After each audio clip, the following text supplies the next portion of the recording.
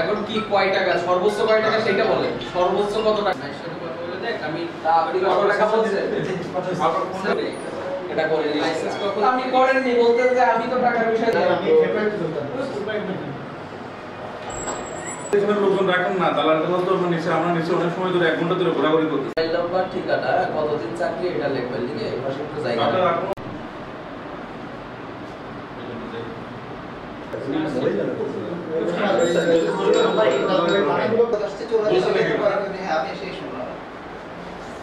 mobile তো পাবেন পাওয়া গেছে, যেটা পাওয়া গেছিল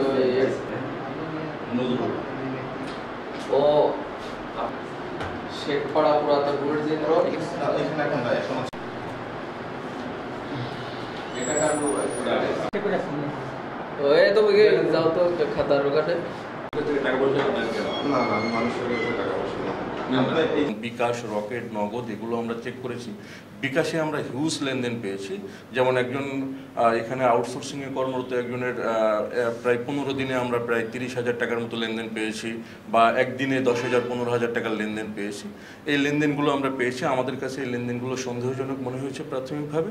আমরা আরও কিছু তথ্য নেওয়ার চেষ্টা করছি যে